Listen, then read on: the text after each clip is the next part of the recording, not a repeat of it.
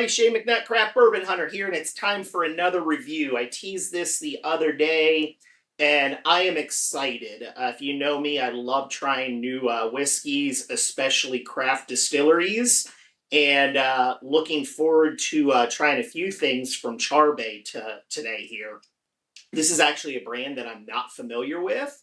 I really appreciate the opportunity with them reaching out and figured I'd get a couple samples. They actually sent me 3 bottles, 3 different expressions here that I'm looking forward to try. So a little bit about Charbay Distillery.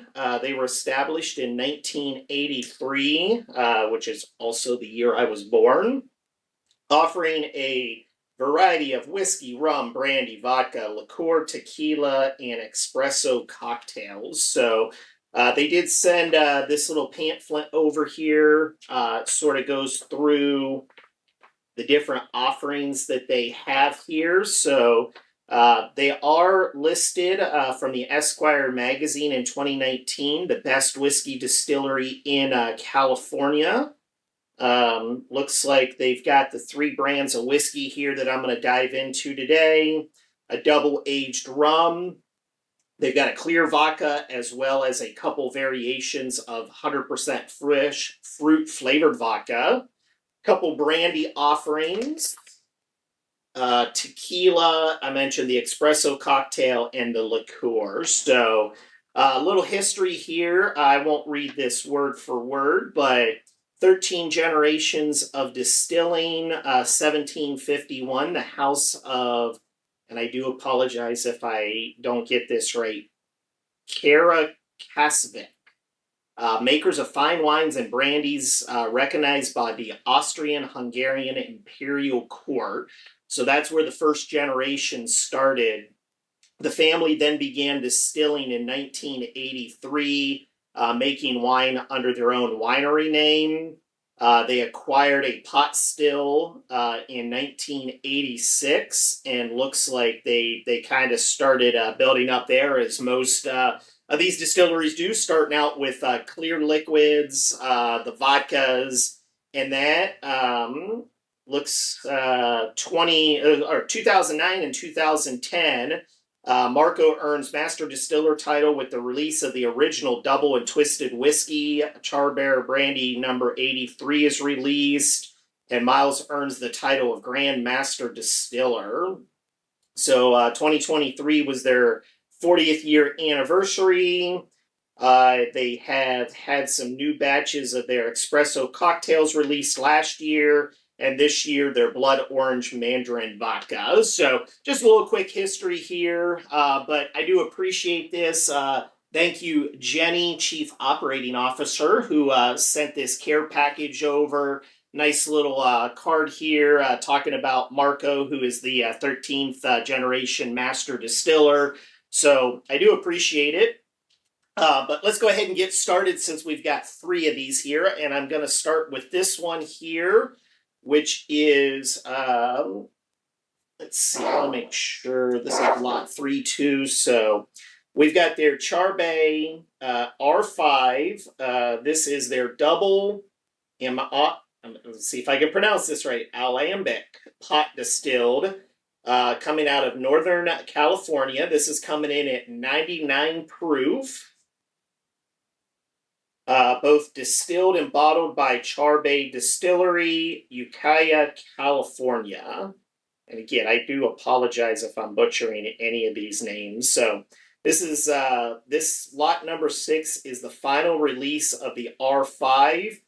It rested for 6 years in cask until it was bottled at 99 proof. Looks like the master distiller Marco likes this on the rocks with a splash of soda water or just neat. And that's how I'm going to be trying this today. So let's go ahead and crack this one open. Grab a hold of the top of this.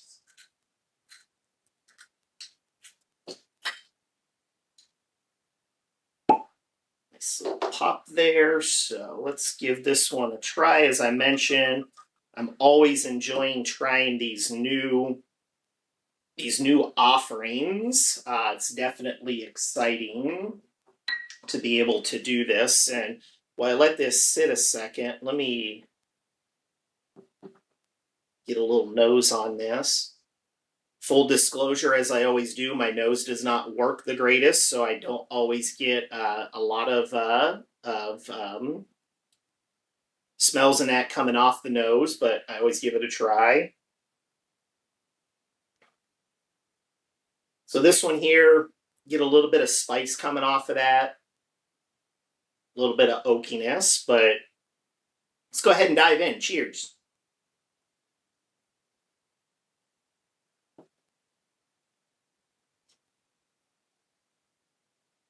So you can definitely taste the pot still off of that. If you're not a fan or if you haven't really tried pot still, it typically gives you a little bit of a different profile compared to coming off of a column still.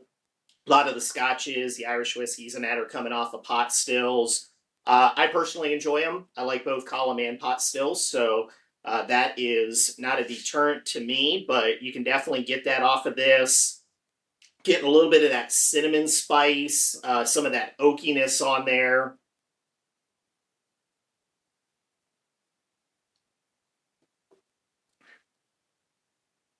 Going back for a second sip, the spice is still there. Maybe it's a little bit of a baking spice that I'm getting there.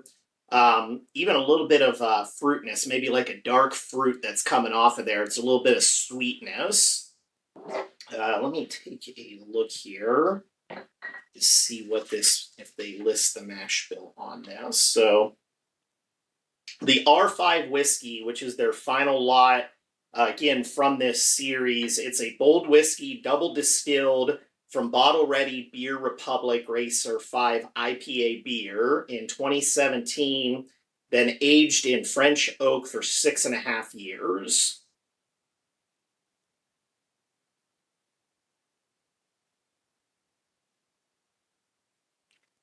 Definitely get a little bit of that beer note on there. It's not too heavy, but it gives it just a subtle little bit of flavoring there. Sorry, I gotta chase and clear the palate with some of my liquid death here. So let's jump into the next one, which is the Charbay Lot Number 2 Hop Flavored Whiskey. This one is coming in also at 99 proof. Distilled from beer, globally we double distill in our copper alembic hot still that is fired with a direct flame. Hand distilling allows us to focus on the flavors, mouthfeel, texture, and viscosity of small batch whiskey aged in French oak. So let's give this one a crack here.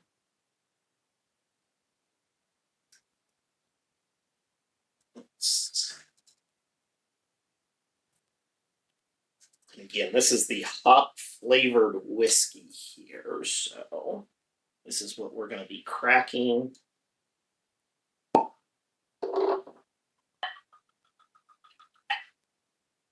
This one a little second here to open up. So while I let that open up a little bit, one of the things that I always like to recommend is, especially whether you're a seasoned veteran or new into whiskey, everybody always seems to go after the big distilleries, the big names. Me, I enjoy them. I've got several bottles behind me from the big distilleries, but I always love trying these craft distilleries, and especially whenever you can find something local. I mean, you can see a lot of Watershed above my head here. Being from Ohio, big fan of them. But I've got several different craft products coming out of Texas, coming out of California, coming out of Washington. So I always recommend trying some different ones. Highly recommend. So this one here is called their S Stout. Complex whiskey, again, double distilled from Bottle Ready Beer Republic. Big Bear Black Stout beer, then aged in French oak for 29 months. This one here from the New York Times, mind-boggling good, with a 91 point from Wine Enthusiast. So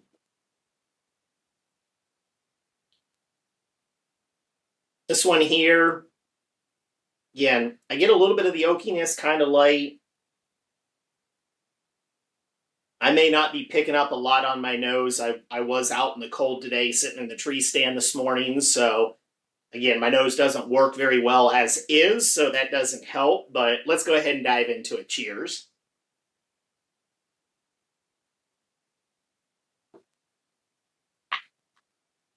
So that one's a little bit different. I don't get the same pot still flavor as I did on the first one, and I don't get the spice as heavy, but I get a little bit more of that sweetness coming through. That one there, the oak, there's a hint of oak there. Again, it's not as prominent, but there's some sweetness, maybe a little bit of chocolate note coming on that, which could be coming from the stout itself. I'm gonna go for another one.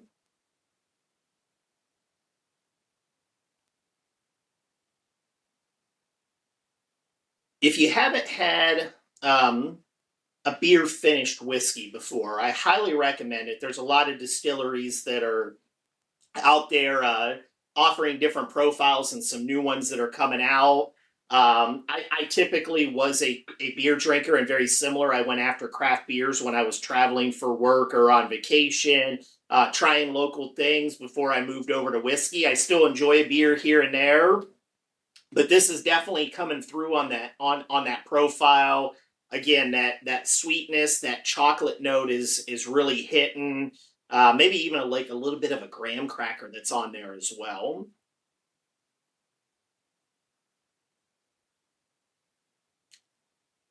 It's got a nice finish to it. It lasts long.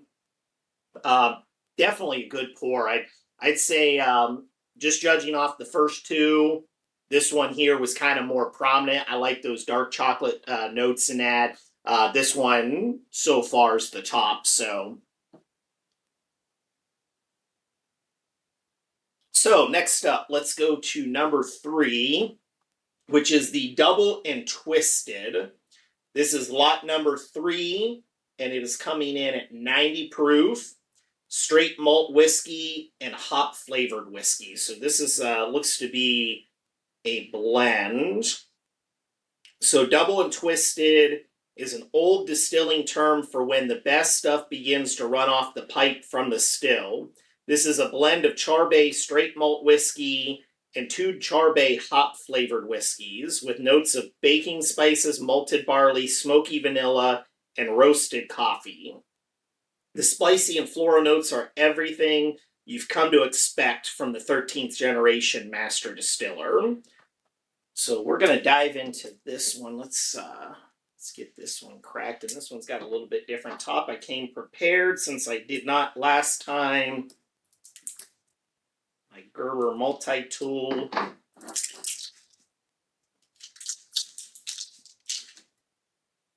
Let's pour this and then see what info we have here. All right, let me let that sit. So again, this is a blend of the 2013 R5 20%, 2017 R5 20%, 2015 Czech Pilsner 40%, and a 2011 Stout 10%, 2012 California Single Malt 10%. So this has got a nice blend in here. 1, 2, 3, 4, 5 different spirits coming in. And this did win the Bartender Spirits Award gold. I don't have a year on that. Oh, 20 looks like 2024. So let's go ahead and nose this one. Again, very similar to the S. This one's kind of got that light oakiness to it. I am going to have to come back to these when I'm not sitting out in the woods in the cold weather. It was about 40 degrees when I went out today, so I will come back and give these another go around, but let's dive into this last one. Cheers.